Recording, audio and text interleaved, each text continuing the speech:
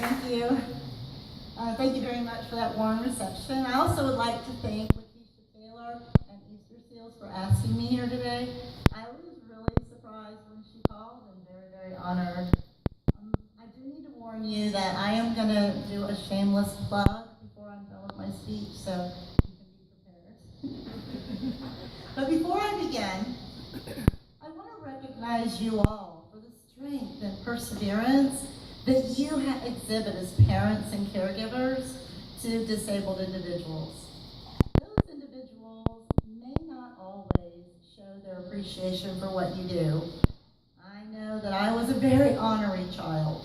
I wasn't always appreciative of what my parents had to go through, and I showed it. But I also want to know that, I want you to know that I was also a proud person for putting a very few gray hairs on my parents' head.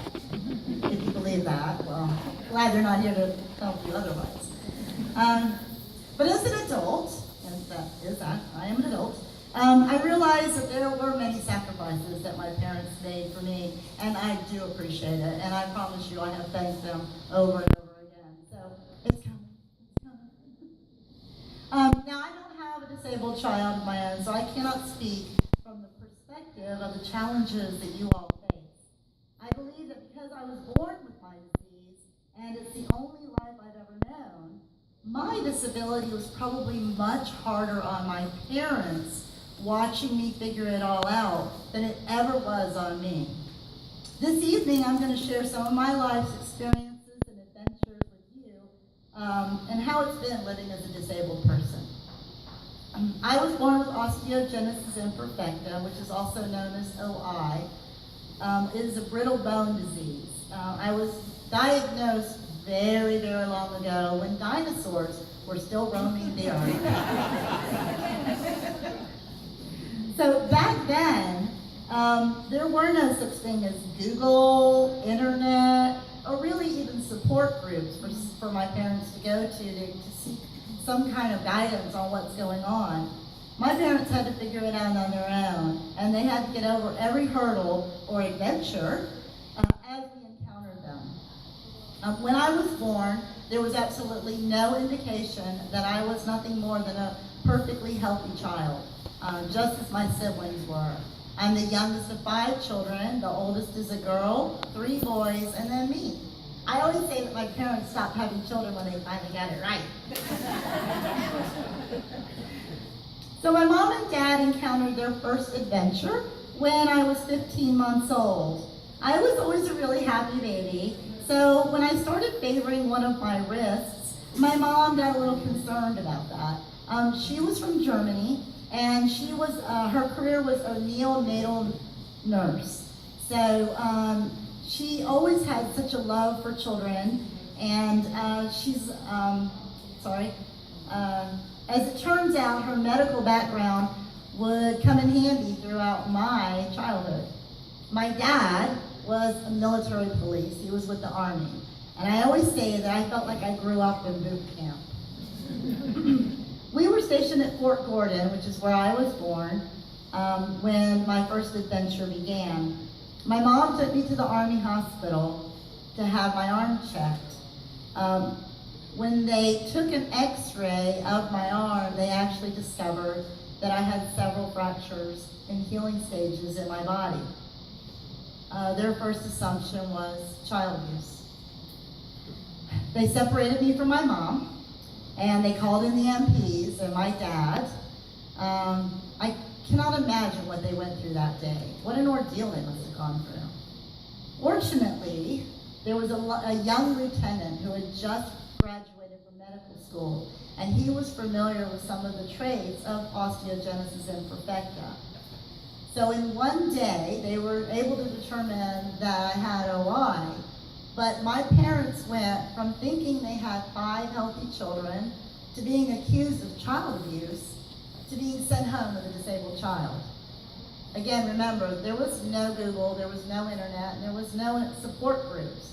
So they were on their own. They raised me just like the rest of my siblings, but with a little more caution. They were always just, don't go run out in the street. You might get hit by a car. I thought that was good advice for my brothers, but it only seemed to apply to me. But the same rules and expectations applied to me as they applied to my siblings. Initially, I was homeschooled. When we were stationed in Germany when I became school age, and back then disabled children did not attend school, so the system provided me with a home tutor. 6 years later, when my dad retired, we moved back to Augusta, Georgia, because the hospital at Fort Gordon was one of the best orthopedic departments in the Army. Initially, I was sent to handicap school. The city bused all school-age children with a disability to the same school. There was very little learning going on there and a whole lot of playing. I liked it. But as life would go on, a new teacher came into town. You know those new teachers. She took one look at me and realized immediately that I did not belong in there. Instead, she said I needed to be mainstreamed into public school. So began our next adventure, when I became the first disabled person to go through the Richmond County school system. Back then, we conquered many challenges on our own, even attending public school. When I was in junior high, the junior high was 2 stories, and all of the labs were downstairs. And I needed those labs in order to graduate junior high and get up to high school. It fell on me to figure out how I was going to get downstairs to take those classes, and I did figure it out. I think in today's world, perhaps the school would get involved and find a solution, but not back then. The solution I came up with was for my best friend and I to leisurely stroll around the building on a grassy slope, chit-chatting, and then I made the class, and then we'd mosey back up after class. And if it was raining, that was the best, the football players would carry me up and down the stairs. I mean, it was total win-win for me. So, you know, I kind of liked it that way. So, I advanced a few years. I graduated high school with honors, believe it or not. And I knew I had to go on to college, even though really school was just not my thing. But I knew that there were 3 reasons I needed to go on to college. One, it was kind of clear to me that Prince Charming wasn't going to swoop in, whisk me away to some enchanted land, and I'd never have another worry in my life. I looked, girl could hope, but it didn't happen. The second thing, I knew that I wasn't going to be able to make a living on my skills because I didn't have any. So the third reason I knew I needed to go to college is it kind of was obvious to me I needed medical insurance in my life. And in order for me to get a good job with a company that had insurance, I needed to make myself marketable. So the next adventure, college. My parents were concerned that I shouldn't really go to a huge university. So they sent me to little old Newberry College in Newberry, South Carolina. Y'all know that one? No. Oh, yeah. Yeah, blink, you missed it. The school housed me in the senior dorm in a private room, like that, because they felt it was the most wheelchair friendly. I never told them that I could have made it in the freshman dorm. I was good with the senior dorm in a private room. It worked for me. And I really liked Newberry. It was a fun little college, but it was crazy expensive. Probably why it may not even be around anymore. And I knew my parents really didn't need to spend that kind of money on me. After all, there were 5 of us. So after the first year, I transferred to the University of Georgia. All right, the dogs, yeah. I had a brother that was going there, and so they thought that would be a safe environment for me to go there. Just say, just off the record here, he got beat up, I didn't. My first 2 years at Georgia, I lived in the dorm, and they gave me a roommate. The university made the dorms wheelchair accessible, and they do provide transportation to your classes. My second 2 years at Georgia, I lived in a house with 2 other girls. We had a lot of adventures, but this is not the place for me to tell you about those. So just let your imagination go wild. Upon graduating from the University of Georgia with a Bachelor in Science in Agricultural Economics, I didn't know what I wanted to be when I grew up. My plans when I pursued the degree was to help the farmers through the Ag Extension program. But unfortunately, I was unable to secure a job in that field. So like a good college student, I moved home. My parents were thrilled. Fortunately, I quickly found a position with the Student Conservation Association as a volunteer park interpreter. The adventure began again. I loaded my car and headed to the Allegheny Portage Railroad National Historic Site in Crescent, Pennsylvania. If you've never been there, it's beautiful. Go. I lived with the other rangers in the park in a trailer house. The park put a ramp up to the house door, and I was on my own from there. I loved that job. It was an opportunity to be able to tell visitors the historical significance of the park. And I used to laugh when they would think that I was actually from Pennsylvania. I always blew it when I'd say, y'all have any questions? You're not from here, are you? So, unfortunately, that job was seasonal. So when the season was over, I loaded my car and moved back home, where my parents were thrilled again to see me. Luckily, shortly after my return home, I was able to secure an internship with the U.S. Department of Agriculture in Washington, D.C. My next adventure. The internship was for 1 year, so I loaded up the car and I moved to Reston, Virginia. Living in the D.C. area was my first experience with public transportation, also known as the Metro, and snow. I could handle the Metro, but I could not handle the snow. So when my internship was over, I moved back home. My parents were like, oh God, she's back. It's like a bad penny coming back again. After being home for 3 days, I was blessed with a call from Texas A&M University asking me if I wanted to come and have a graduate teaching assistant job there if I went to graduate school. I was like, yes. When my dad got home from work that night, he looked at me and goes, so, what are you going to do with your life? I've heard that question before, so I was prepared with my answer. I said, I'm going to graduate school, Dad, in Texas. He was like, good. My parents were big advocates of education and of the kids moving out. So, my next adventure begins. I packed the car again and head to Texas. This time my mom rode with me to help me move into an apartment. Texas seemed like a world away. Taking her back to the airport, flying home to Georgia, was the saddest moment, I swear. I cried the whole way home. I was so scared. I didn't know anyone. She cried on the airplane. I cried in the car. It was a mess. But, like a good soldier, I faced the adventure head on. I made friends and graduated with a master's degree in agricultural economics 2 years later. So now you're thinking, did she go back home? Well, no. But it's close.